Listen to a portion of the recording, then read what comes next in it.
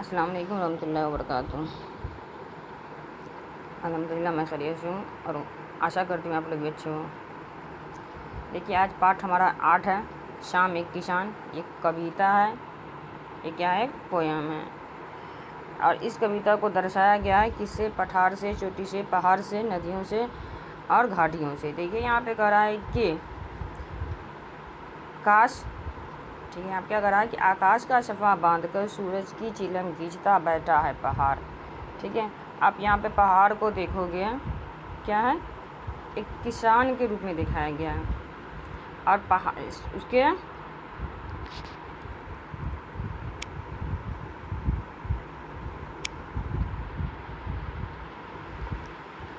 देखिए ये पहाड़ है, क्या है, ये पहाड़ है।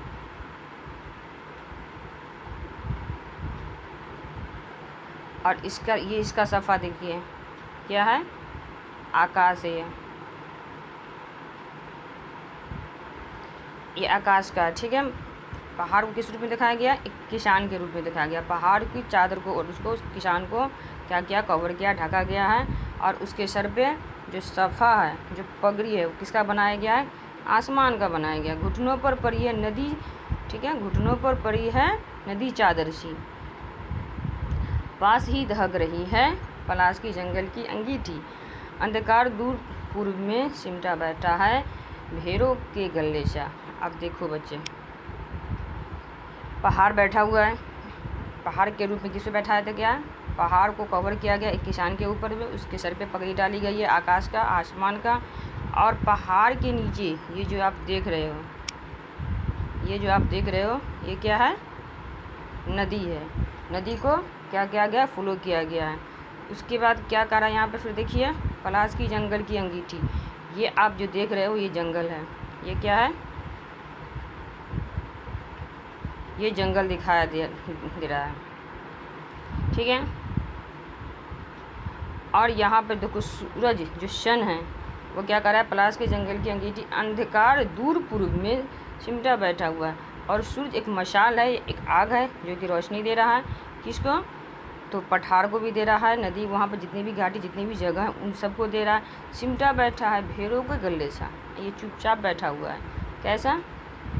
भेड़ों के गले सा, खामोशी सा है, ठीक है। नीचे देखो हरियाली वगैरह भी है। यहाँ देखिए, आप देखिएगा, यहाँ देखिए। अब यहाँ पर देखिए क्या रहा है यहाँ पे कि अचानक बोला मोर। किसने का बोला? मोर बोला। जैसे किसी ने आवाज़ दी, सुनते हो जी, चिल्लम औंधी, धुआं उठा, सूरज डूबा, अंधेरा छाया। अब यहाँ पे कह रहा है देखिए कि अचानक मोर बोला, मोर को आवाज़ आई। यहाँ पे आप मोर देखोगे, ये क्या है? हमारा मोर है। मोर को भी यहाँ पर दर्शाया गया है, ठीक है। कि जैसे किसी ने आवाज़ दी, मोर को लगा किसी ने आवाज़ दी है, सुनते हो जी, चिलम औंधी। चिलम माने क्या हुआ यहाँ पर? चिलम यानी कि औंधी यानी डूबा, धुआं उठा, ठीक है। जब सन ख़त्म होता है तो उस वक्त क्या जो मंजर होता है, उसका मोमेंट होता है, बड़ा खूबसूरत होता है, धुआं जैसा लगता है। सूरज डूब गया और अंधेरा छा गया, रात हो गई। तो बच्चे ये है। इसके बाद इसको लिखने वाले कौन है? सर्वोदर दयाल सक्सेना। राइटर का नाम तो आप किसी तरह से याद रखोगे।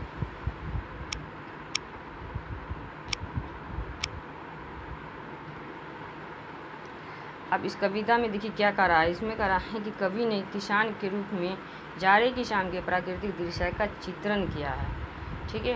कवि ने किसान के रूप में जाड़े की शाम, ये जो पूरी आप देख रहे हो, पहाड़, घाटी, नदी, जंगल, चिलम, सूरज, ये किस महीने का है?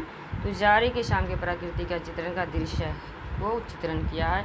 इस प्राकृतिक दृश्य में पहाड़ बैठे हुए एक किसान की तरह दिखाई दे रहा है। पहाड़ कैसा बैठा हुआ है? किसान की तरह बैठा हुआ। आकाश उसके सर पर बांधा सफ़े के समान, पहाड़ के नीचे बहती हुई नदी, घुटनों पर रखी चादर सी, पलाश की पेड़ों पर खिले लाल लाल फूल, जलती अंगीठी के समान है। वही पता बता रहा है यहाँ पर। पूर्व छती पर घना होता अंधकार, झुंड में बैठी भेड़ों जैसा, और पश्चिम दिशा में डूबता सूरज चिलम पर सुलगती आग के भांति दिखाई दे रहा है।